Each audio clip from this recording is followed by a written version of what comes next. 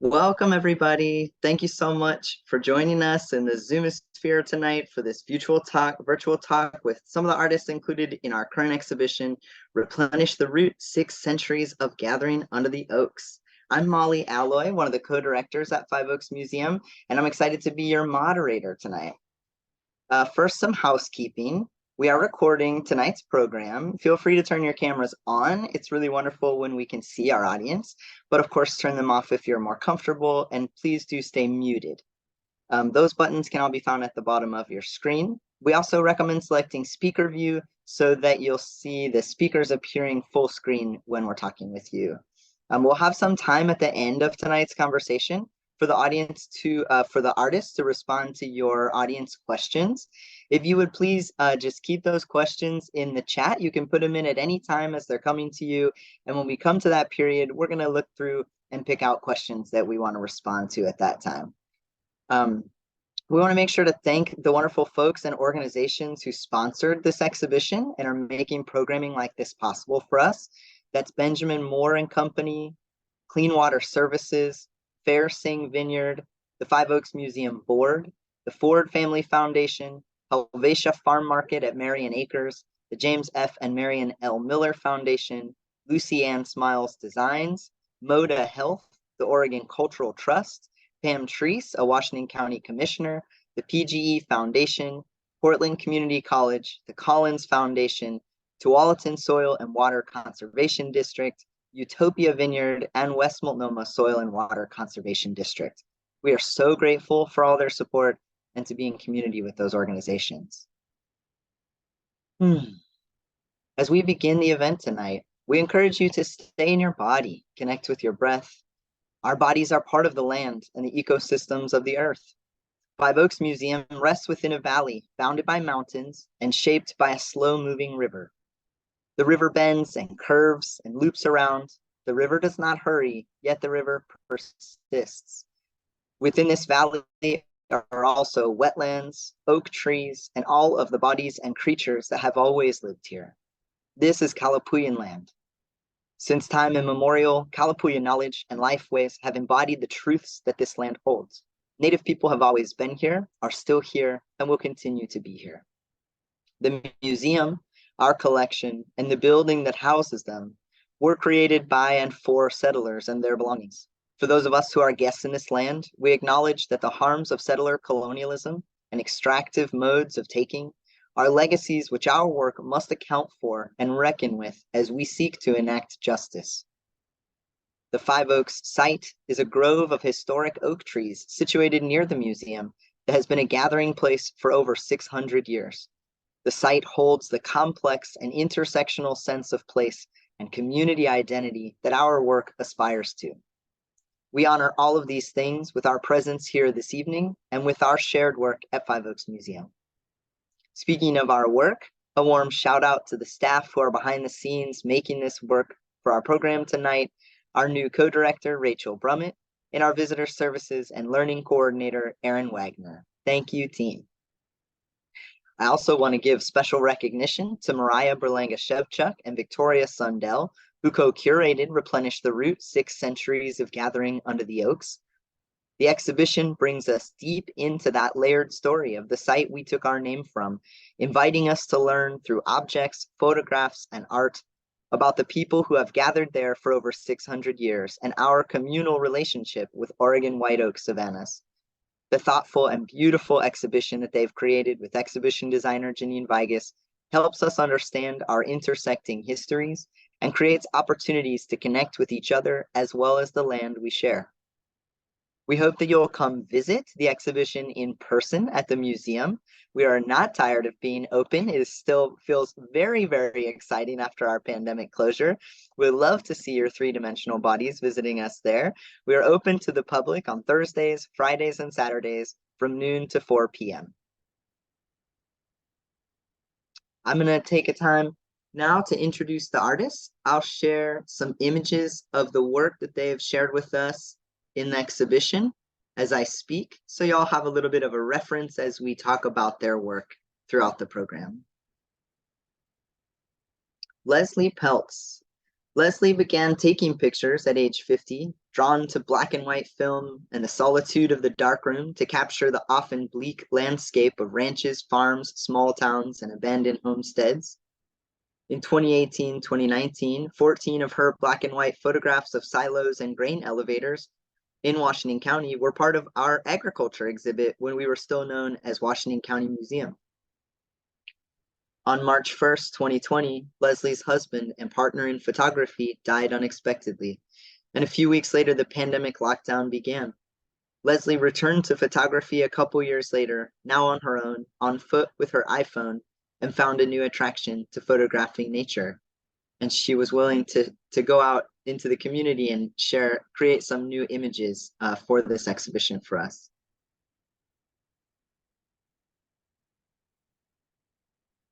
Here you can see her image as well as the historic image of the Five Oaks site.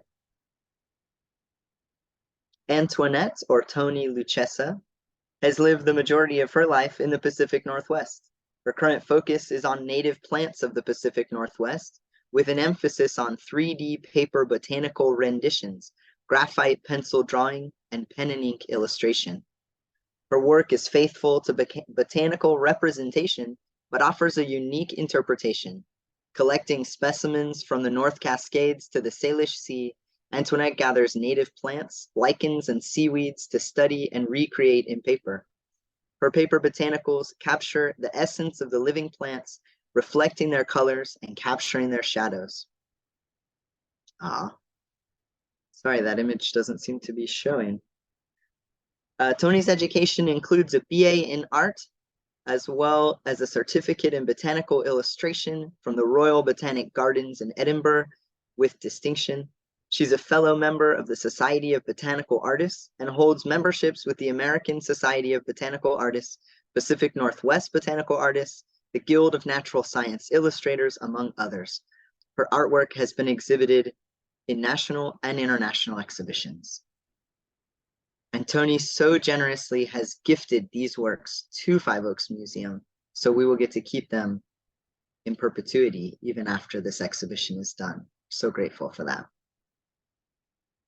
Ryan Pierce works with image, text, and journeys to make art concerning the resilience of the natural world in the age of climate catastrophe. His work has been recognized by the Joan Mitchell and San Francisco Foundations, Art in America, Art Papers, and through residencies at the Jurassic and Ucross Foundations. From 2009 to 2019, Pierce worked with Signal Fire, a project he co-founded with activist Amy Harwood to facilitate wilderness residencies and retreats for activists and artists of all disciplines. He's been a visiting artist at more than 30 institutions and currently leads the low residency MFA in Visual Studies program at Pacific Northwest College of Art in Portland. And I'll just say these images that aren't showing for some reason are install shots. So you are getting to see the works and just not some of the images that I was hoping would sort of show you the context. So you'll just have to come and see the show yourselves. Camas Logue is a multidisciplinary artist and enrolled Klamath tribal member from the Uksikni, Modokish, and Numu people. Logue's practice includes painting, printmaking, weaving, carving, installation, and public art. Logue is interested in representing the dynamic events that occur at the Earth's surface, using materials and actions to mimic natural forces, seismic shaking, wind, moving water, freezing, and thawing. Logue encourages the painting's surface to experience deformation, translocation, and chemical reaction. Logue believes we can see the connections between all creation by learning to read the patterns in the land. Over the last decade, Logue has studied traditional basketry with tribal elders and master weavers from Klamath, Coos, Grand Ronde, Chinook, and Umatilla communities. Logue believes in the work of weaving baskets as well as carving, and that being able to pass on and teach traditional art and lifeways is incredibly important for our community's health and for future generations. Now I've prepared a question for each one of the artists individually. So I'll speak with each of them, and then we'll all come together and sort of speak together, and they can ask each other questions and expand on that start to the conversation. So I'd like to welcome to the screen first, Toni Luchessa.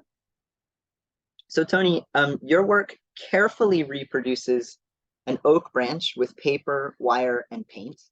People who come to see the exhibition often take it to be real at first and express wonder and delight when they learn and read the caption or lean in closer and see that it's a work of art. Is this sense of wonder something that you're specifically seeking to create for viewers of your work? And I'm curious, did making this piece for Five Oaks Museum for this exhibition change your own relationship with Oregon white oak trees at all? Thank you, Molly, for having me. I'm glad to be here and to be part of this beautiful and informative exhibition. It's wonderful to hear the feedback and gratifying to know that my artwork is creating a sense of wonder for the subjects that I explore. As a botanical artist, fostering a sense of curiosity for nature is one of my hopes and goals. One of the things that I try to do is by presenting my subjects in 3D with my paper botanicals, which allows viewers to see my pieces from various angles and perhaps notice aspects that they might not have noticed otherwise, like the oak galls in my piece, Quercus garryana branch. This project presented me with an opportunity to follow the tree's growth patterns over the course of a couple of months. And I wanted to depict slightly different stages of growth on the branch. So you see there are 3 different branches and, on the same branch. And I showed the acorns to the formation of the galls to the dying leaves. To me, the galls that I found on the tree in nature were really beautiful, and they filled me with a sense of curiosity. I wanted to know what made them and if they harmed the tree or not. The specimens that I got as my models for creating the galls were actually sent to me by my sister-in-law who lives in Corvallis, and I have to say that was a really exciting package to open.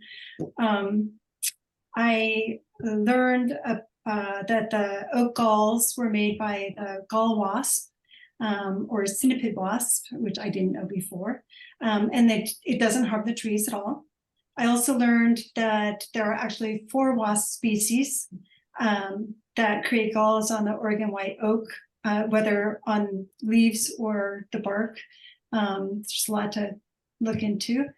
The gall that I chose was made by wasps who lays her eggs in the sprouting leaves. And when they hatch, the developing larvae's saliva actually is an irritant, which causes the galls to form, which is just sort of the short explanation of where galls come from. And I also learned that ink has been made from oak galls for a very long time, which is another project I'll work on someday. It was very exciting. But it's these types of discoveries that I enjoy, following the path of one question leading to another. And I hope that seeing things like the oak galls inspires others to follow their curiosity too. My graphite drawing of the Quercus garryana is an example of a more traditional form of botanical art, which is probably something that people are most familiar with, that type of art. This time my focus was on the beauty of a decaying leaf, which I found on one of my walks in our local park. And again, I found it to be a wonder. I found it to be so delicate and fragile and beautiful with a lace-like quality. And capturing it in graphite allowed me to really focus on its details and to really observe it. My relationship with the Oregon white oak is ongoing.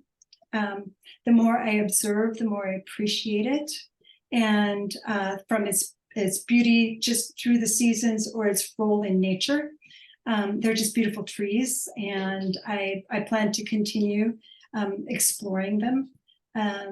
It's a tree that I'm going to return to frequently, whether it's with my 3D work or with drawing. I find things like the galls and decaying leaves to be beautiful, and I'm constantly attracted to things that some may consider to be not so pretty, but I like things like that. Things like lungwort lichen or drippy ink cap mushrooms, which might not be very pretty, but to me are very interesting. And when I see things like that, I want to know more about them. So it just fosters a sense of curiosity.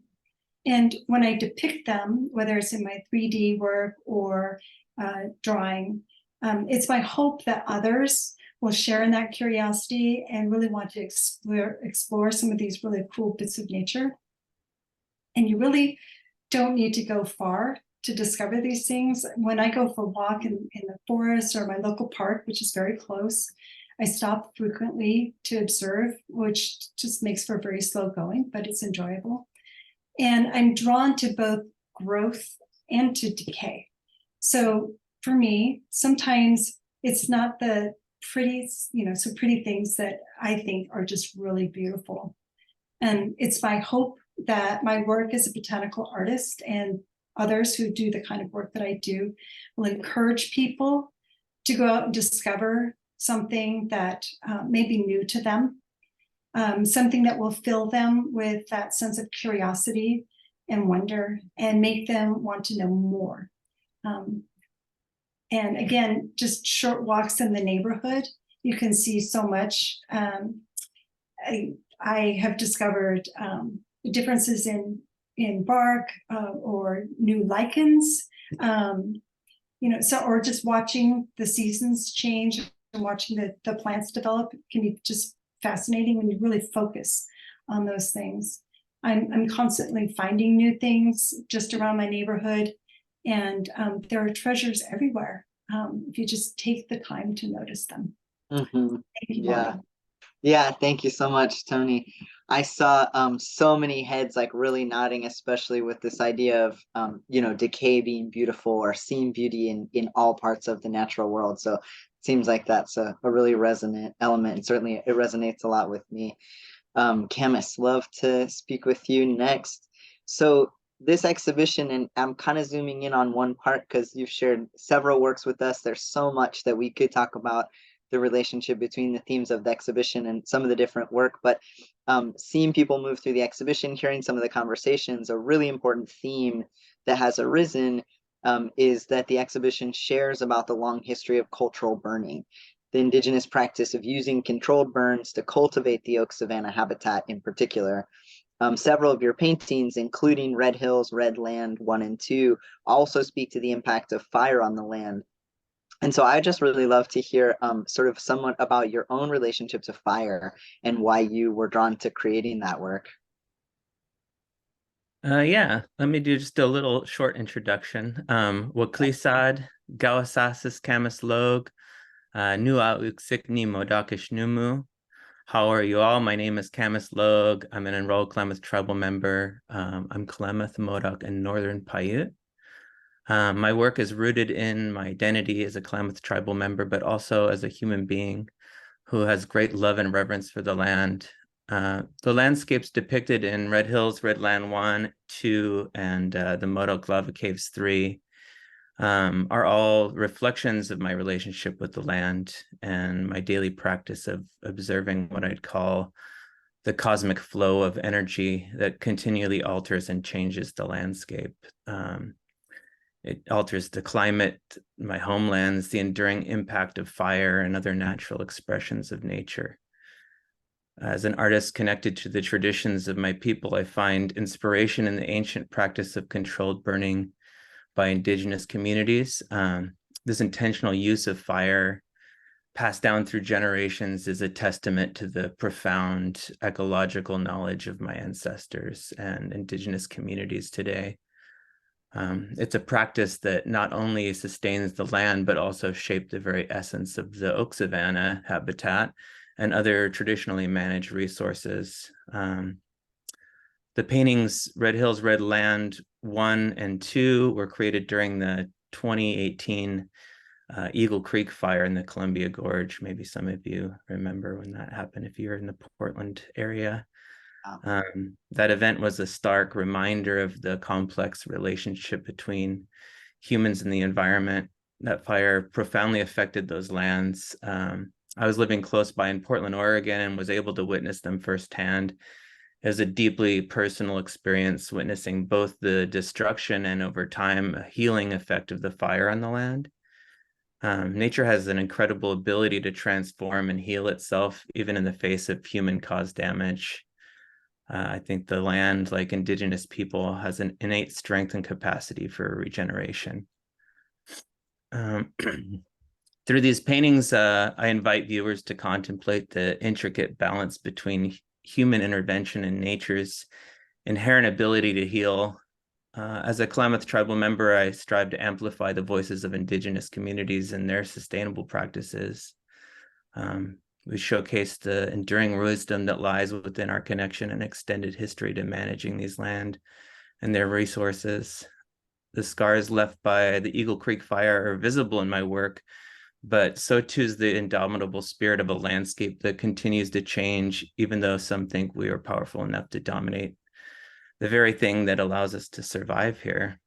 In the Modoc Lava Caves 3 painting, I delve into the profound historical and cultural significance of the lava caves that served as a stronghold in the not so distant Modoc War. That was in July, I think, 1872 to 1873.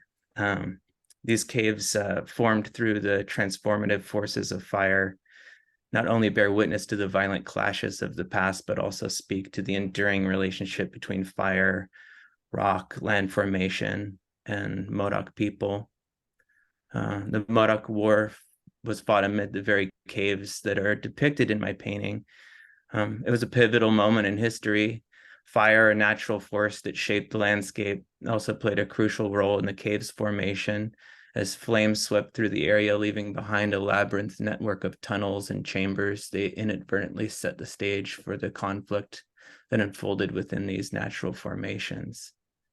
In the Modoc Lava Caves painting, I aim to capture the dichotomy of beauty and turmoil inherent in these caves.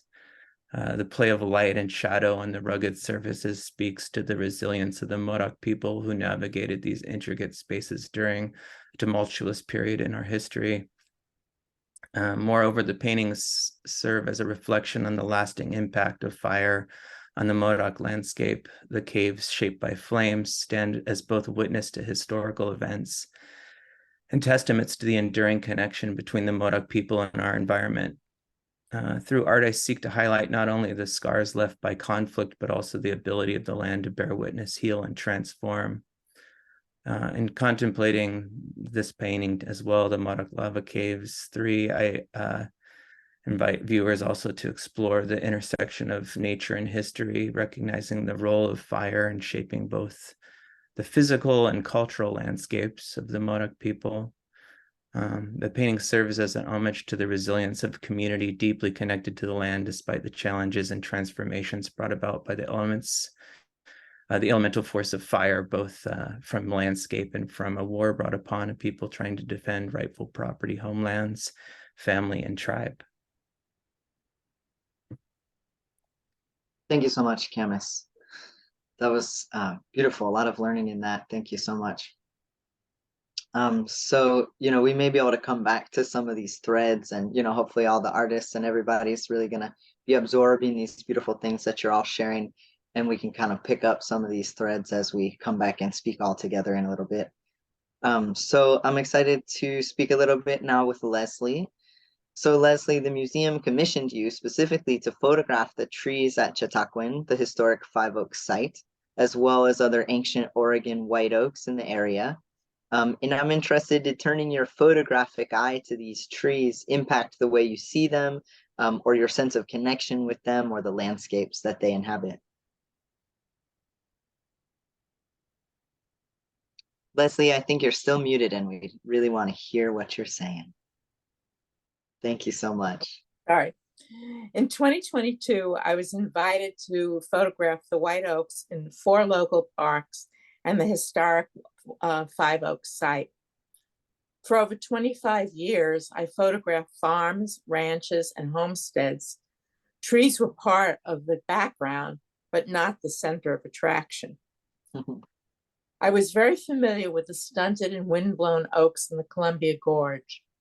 I knew about the historic 5 Oaks, but had never paid attention to other oaks. I wasn't even sure I could identify them outside of the gorge.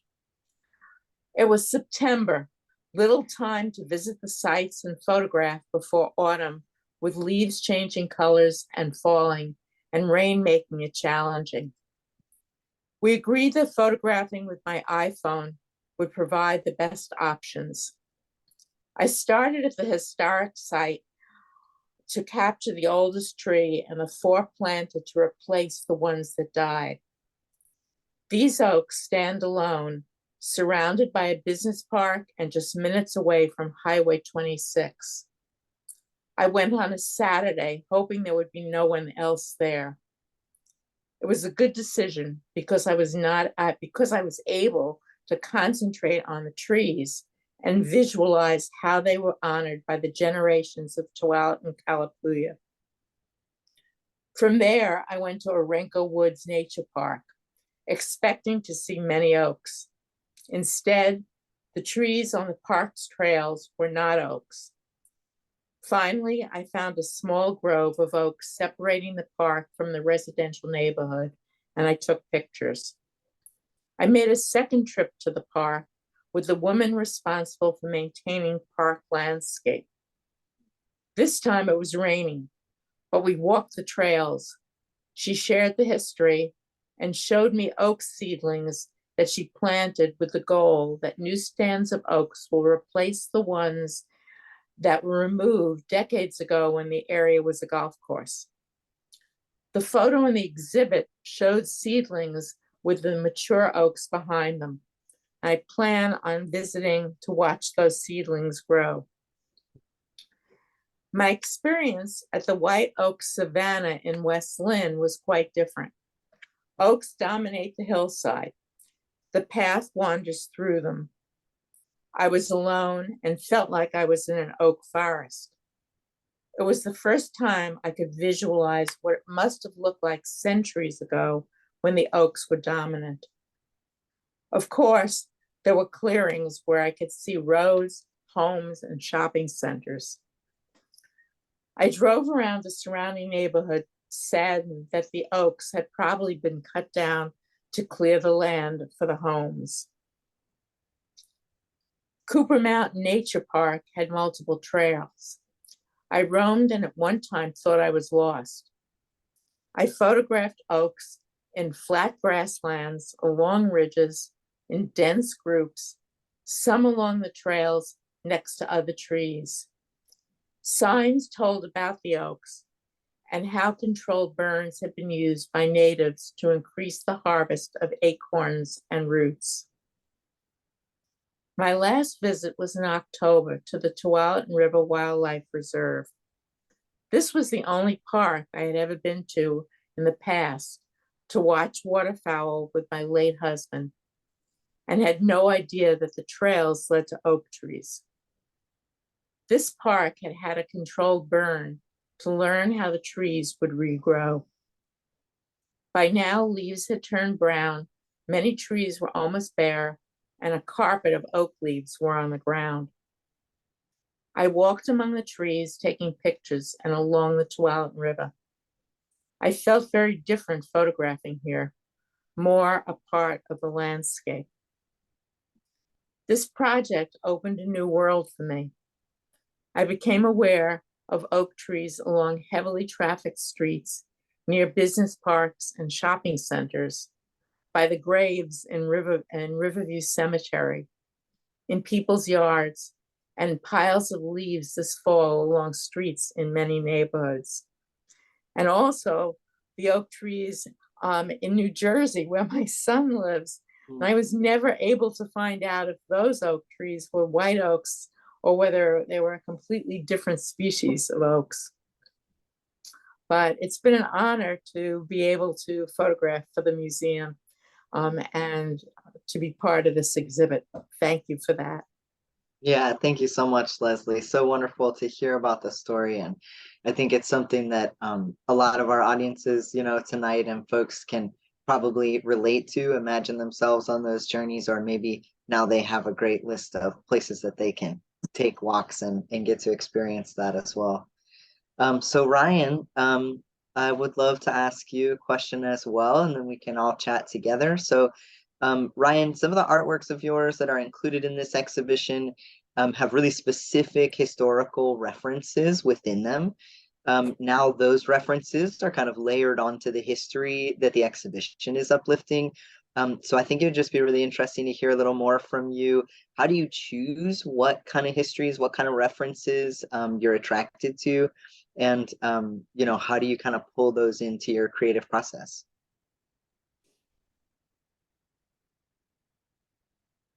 Sure, thanks. Well, first, let me also say that it's an honor to be included in this exhibition and to show with this cohort of artists. It really frames my work in a way that has got me thinking about a lot of new possibilities. The works that I include in the exhibition are two paintings from a series I did from like 2014 to 2016-ish called Terra Incognita. And this was a series concerned with the hubris and hypocrisy of the so-called golden age of exploration, and also kind of like my own like misgivings about my love of for lack of a better term, exploration, as somebody who loves hiking and being outside, and also my love of botanical illustration. The golden age of exploration was often linked to cataloging every last living thing, and at the same time these Europeans and Euro-Americans were suppressing or attempting to erase indigenous knowledge as they trumped about stealing things and drawing their pictures. And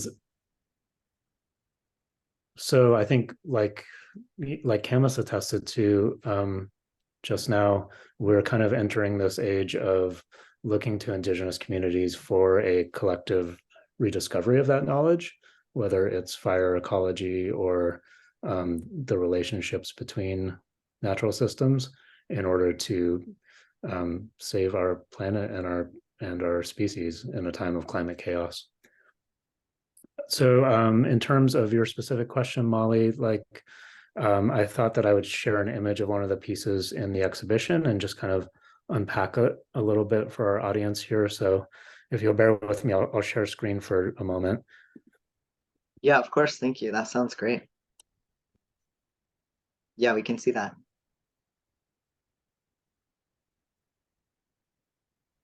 Great. There we go. Yeah, so this is called The Madness of John Day. And if you have lived in Oregon for a while, you may have noticed that we have a lot of things named John Day. And to your question about how I choose my subjects, I think it's just a mixture of curiosity and kind of like folding in a really intuitive research process into the way that I collect imagery and generate my own. I mostly paint from imagination, sometimes my own photographs, and sometimes found images named after John Day. And he was this very important person.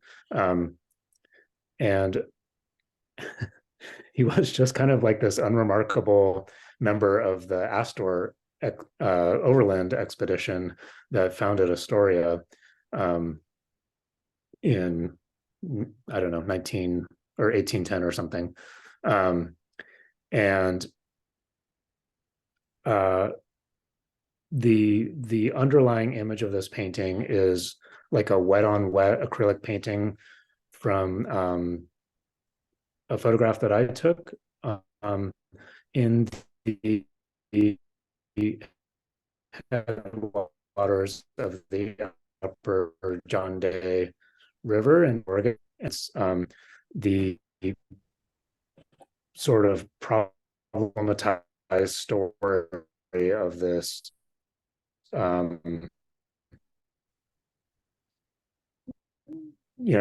sort of would-be pioneer. And so he immigrated with the Astor expedition, and then he was his party, and I was found, like, I don't know, a year later, just kind of like wandering around naked. And I think the Cayuse took him in and fed him and kept him from dying. And he rejoined the Astor expedition, but started losing his mind. And Ryan, I'm so sorry to cut in, yeah. but ever since you started the screen share, I'm hearing some distortion on your words, and I want to really make sure that we are getting those. So maybe now that folks have had a chance to look a bit, we might need to ask you to go back to just speaking, because I'm missing just a bit of what you're saying, unfortunately. Okay. Sorry about that. Is that better now? Zoom can only so far? handle so much. Okay, maybe it's not Okay. everyone. I see something in the chat some folks could hear. Just to be cautious, yeah, we'll stick with the audio. Thanks. Okay, and I'll keep it pretty short, but some of the imagery in there is linked to wolf reintroduction, which is happening with the support of the Confederated Tribes of the Umatilla, now on the upper John Day River in eastern Oregon. And so you'll see some shadows of wolves, and that's also connected to the story of this pioneer guy who, as he lost his mind, was shooting at imaginary wolves from out of his tent. And there's also an aspen tree, and we know through through both traditional knowledge and contemporary experiments that reintroducing predators to a landscape after they've been extinguished can really balance a lot of natural systems again. And so in Yellowstone and other places, as wolves have come back to the landscape, aspens have also returned because the elk don't graze them to death because they're always looking over their shoulder. So those are just some of the elements that I encounter through curiosity or research or reading, and that try to weave back into my paintings. Oh, and there's also Camas root. There's death camas in the center of the painting, and there's a hypothesis that John Day died from eating death camas, which a lot of the white people were dying from that because they weren't paying attention to what the indigenous folks were actually eating and were making a fatal mistake. So I'll leave it there.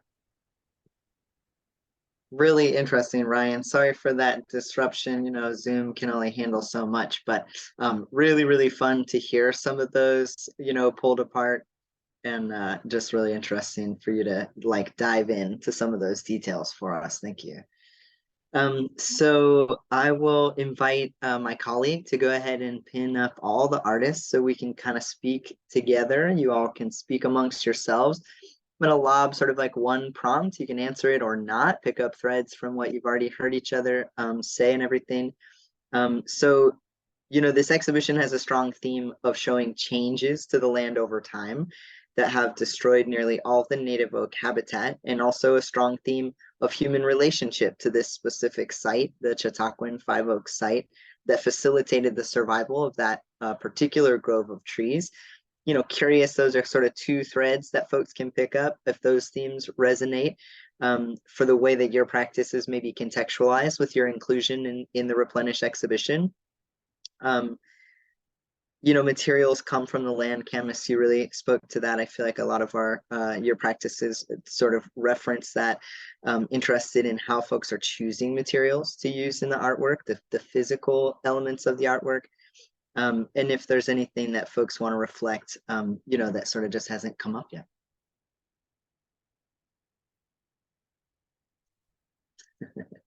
Artists, you might be confused. I see what I just did. I skipped ahead to my extra prompts that I had lined up in case we didn't have enough audience questions.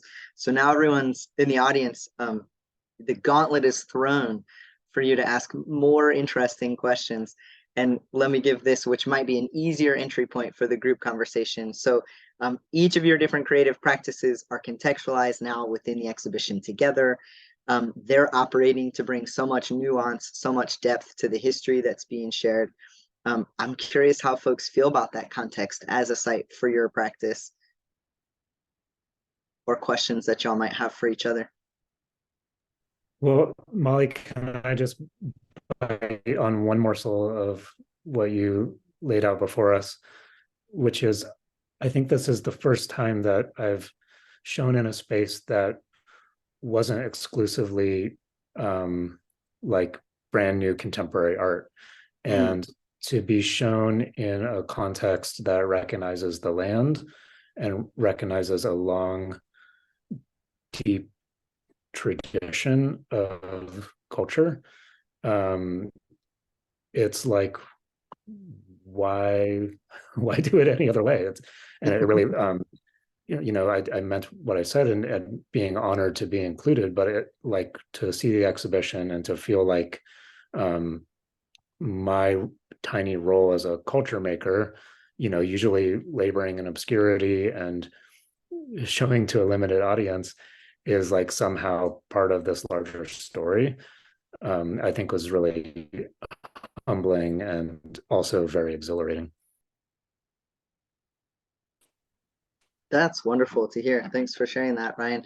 It's certainly something that Five Oaks Museum is really thoughtful about, right? It's like how different disciplines like art and history, and recognition of land and our five values have a lot that they can allow to like contextualize and enhance any of the considerations that we might be trying to explore.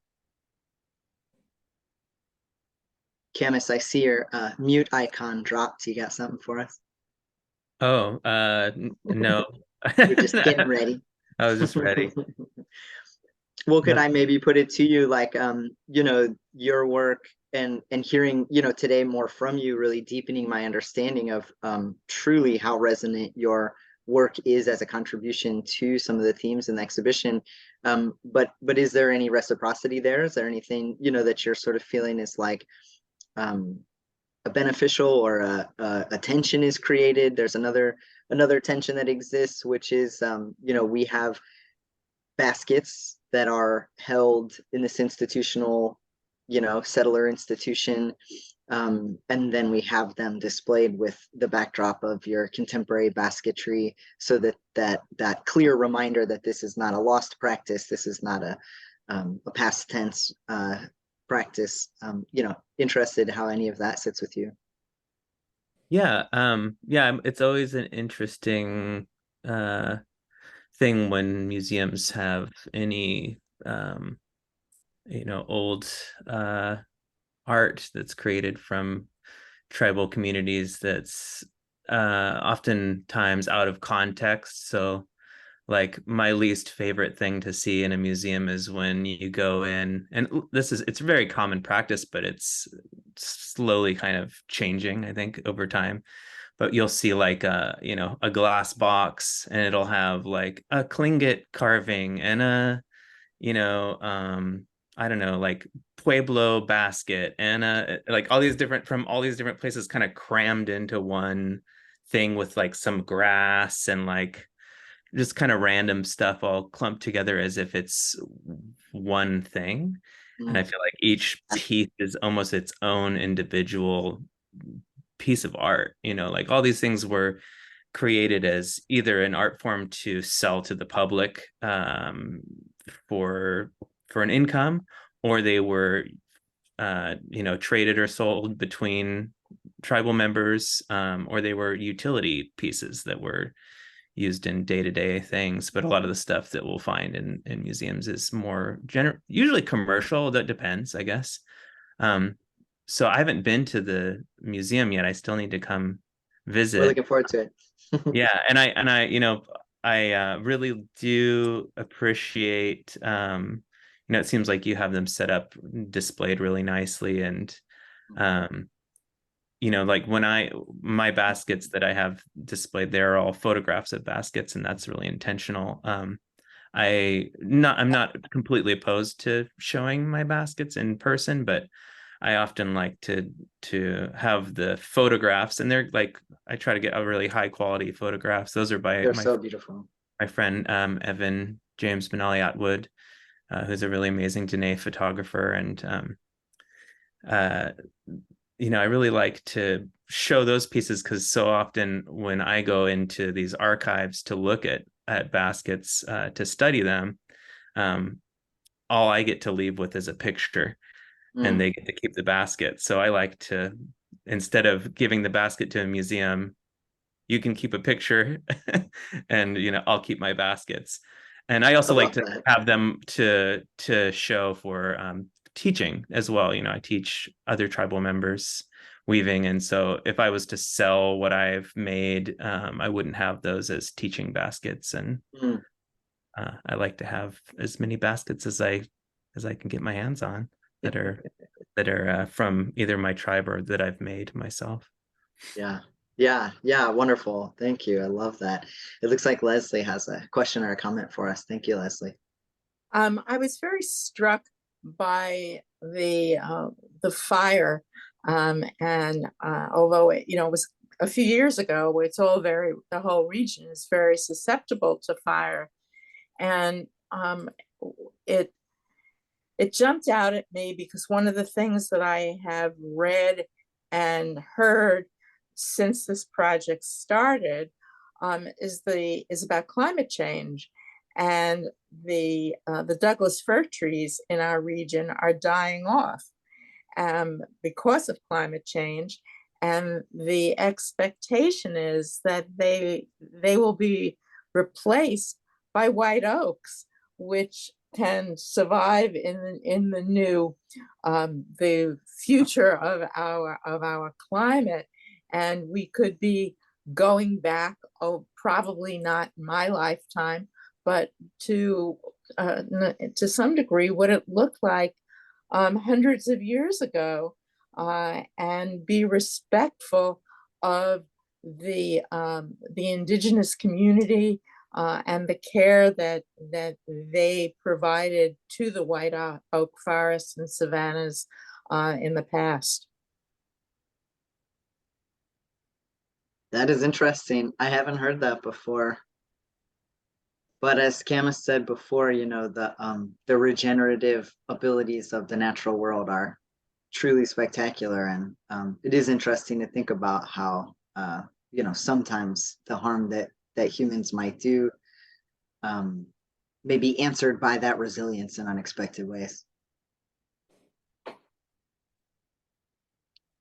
I'd love to invite any of the artists, who may have questions for each other. There's so much about each of your art practices that we haven't had a chance, to speak to today. We've got a couple questions in the chat. So why don't I pick one up here? We've got one for Camas. It says, I'm curious about the process Camas uses for his paintings. They're so intricate and so vibrant.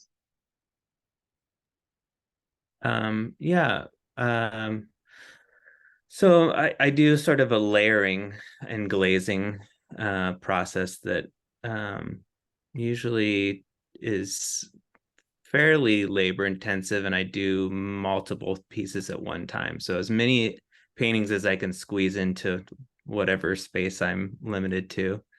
I'll try to do that because I use oil paint, and oil dries slowly. But when you work with thin sort of glazes and layering, I find I can work a little faster. I can build upon it instead of using really thick oil.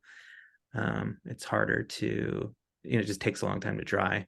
But a lot of it, it's just layering and experimenting with different tools, different positioning of the canvas. I really like to utilize anything that I can kind of mimic natural forces to the paint, to the properties of the paint. So like when I observe landscape, daily I go out and I hike around and I like observe the different places that I'm either living in or traveling through, and I really like to find areas where there's a lot of sedimental change or like erosion happening, and I really like to sit close and observe how that changes and takes shape, and I try to take that and mimic it within what I'm working with paint. So like paint is very similar to soil, and that it's, elements of mineral and some kind of a binding fluid, and that keeps it all together, and it moves if you allow it to. So if you thin the paint out, or if it's thicker, or if you're scraping it, or you're flipping the canvas upside down, or shaking it, or there's lots of different things I do to experiment with it, and it's all very it's all just like a big learning process. I feel like every day I learn more and more about the properties of paint, and just taking that observation from nature and trying to bring it into the studio and experiment with that. Well, they're beautiful, and I was also, I thought they were stunning, but the looked like you did some like ink. Was there like on top of the paint there was sort of striations with ink or some kind of black line, or is that paint also? Yeah, so in those paintings, that's all graphite. Okay. So I'll use, so after I've gotten to a place where I feel like the painting's complete, I'll go in with the graphite, and I really try to pull out patterns. And so that's another thing I really like to observe in nature is sort of the aspect of patterns and what they can mean, the meaning behind these different patterns in landscape and in trees and spider webs and everything. There's just beautiful patterns and everything. And part of why I really like to pull those patterns out is because I feel like there's a deeper meaning or a deeper message within patterns that we see in the earth. And culturally, a lot of different indigenous people have found story and meaning and different messages within natural patterns. And observing these patterns, I really feel like I'm learning something, and I'm trying to understand where I am, and I'm trying to understand what I'm looking at, and what's in the earth, what the earth is made of, and what the landscape is made of is within me and within everybody. And so I feel like observing those little patterns is like a really beautiful process for me, and something I greatly enjoy doing. I think, Camas, that really is something that I've heard from each of the artists tonight, right? Is that like it is essential to your practice to go and be in observation of the natural world. And I think observation doesn't maybe have to be relational, but what I hear in each of your practices is that is a way to be in intimate relationship with the natural world. And I think that's such a natural and beautiful theme to arise, across all of the work in this exhibition, which really does aim to invoke in people a sense of intimacy, a sense of belonging, in the hopes that makes people feel more accountable and in more of a place of learning. So what a beautiful conversation. I have an appetite for hours more to hear from all of you about all of this. But that is our time for this evening. So just really, really grateful to the artists. Thank you each for sharing your work with the museum, and for sharing your time this evening and your thoughts and your energy to come and bring all these different ideas together. It's so expansive and so joyful to me. I think it's really healing to hear people speak about the land and about being connected in these ways and express it with such different outcomes as artwork, but so much similarities of intention and stuff. I also want to thank again the Replenish sponsors, all those folks that sponsored this exhibition so that we could support you all in your practices, so that we could create this space where people can have these conversations, and the exhibition where we can have these contemplations.